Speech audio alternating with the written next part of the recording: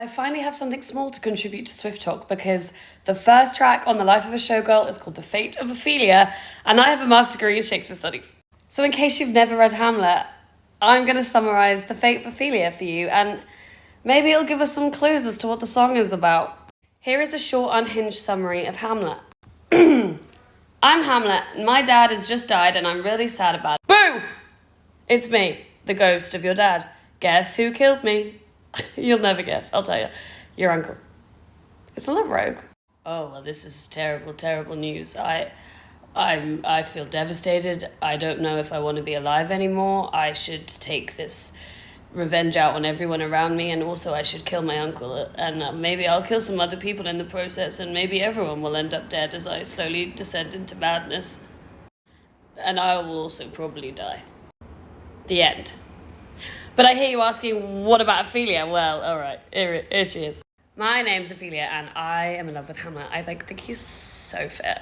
Well, I am your dad, and I hate him, so you can't be with him anymore. But Daddy, I love him. I don't care. Break it off! Okay, fine. Hey, Hamlet, we can't be together anymore, I'm sorry. Okay, well, it's not a great time for me, because I'm actually really going through some stuff. I don't know if you heard that my dad was murdered. And you know what? I never even loved you. I literally never did. Sorry about it. Well, that doesn't make me feel good on the inside. Also, whoops! I accidentally murdered your dad. Oh no. Well, I fear that I may descend into madness, and I'm gonna start singing just randomly, and I'm gonna go to the lake, and I'm gonna drown in it. Ambiguous as to whether it was a deliberate drowning or she just fell in. And incidentally, there's lots of famous imagery and paintings about Ophelia being drowned. And I'm not gonna, I'm just saying this is reminiscent. So I hope that was helpful.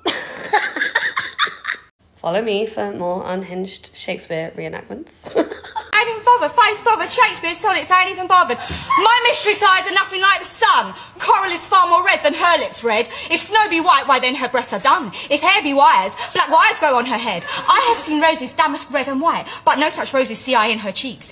And in some perfume is there more delight than in the breath that from my mistress reeks. I love to hear her speak, yet well I know that music have a far more pleasing sound. I grant I never saw a goddess go. My mistress when she walks treads on the ground, and yet by heaven I think my love as rare as any she belies with false compare. Bite me, alien boy! I don't know why I've just remembered this, but my first ever job interview for a graduate full-time job, they asked me about my salary expectations. Obviously, I had no idea what to say, so I panicked and said, I'd like to earn enough money to be able to afford meat. I got the job. Okay, I had so much fun making my Pride and Prejudice casting that I thought, what if they made a 2021 Pride and Prejudice? As they should. It's been 16 years, we're overdue. But who should they cast if they were to make Pride and Prejudice in 2021? Here are my submissions. Jane Bennet has to be the most beautiful person in the world, so I've obviously gone for Lily James. Because she's so pretty, it makes me want to cry. Hear me out on this. Bingley. Dev Patel. Do you think? He's got the, lanky, nervous, cute, kind thing. We know he can do period dramas. Elizabeth Bennet is tough, but I think How did that get there? In all seriousness, I think Daisy Edgar-Jones would make a great Lizzie Bennet. No one will ever do Darcy as well as Colin Firth, but I think Richard Madden maybe could give it a good stab. So I'm not great in the morning. Imagine if Eeyore was on his period. That's the kind of level of grumpiness we're talking about. I had a housemate at uni who genuinely thought I hated her for 6 months. Well, I thought we were good friends, because apparently she would say hi to me in the kitchen every morning and I wouldn't even respond. I didn't even know she'd said anything. I genuinely didn't even hear her. Okay, and they tell you get better. You'll adapt as you get older. My first graduate job, waking up at 7, on the tube at 7:30, my manager had to sit me down and tell me that before 10 a.m. I was actively hostile.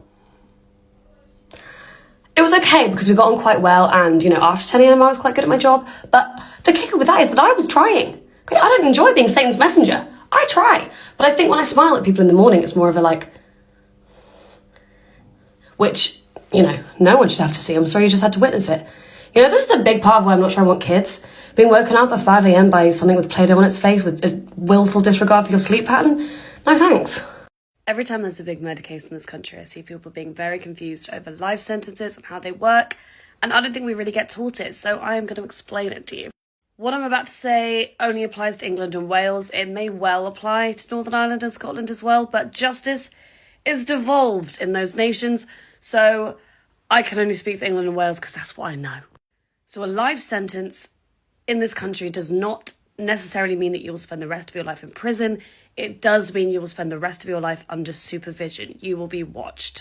And a certain amount of that time, a minimum amount of that time, will be spent in prison. So for example, if you get a life sentence with a minimum of 20 years, you are going to be spending at least 20 years in custody. Now, a lot of people think that you automatically get released after that time. But no.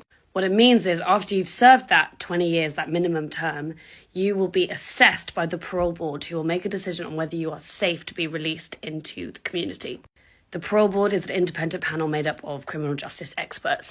Now, some people are never deemed safe to be released. Some people serving a life sentence never get out. And if you're not deemed safe, they review you every couple of years or so to decide whether you have become safe. If you are released, you will be released under probation supervision. You'll have a probation officer and you will have license conditions. If you break any of your license conditions at any point, they can send you right back to prison. And then you'll have to do the whole parole board thing again to get out. Now, we do have the mechanism in this country for life to mean life in prison. It's called a whole life order. Lucy Letby got one.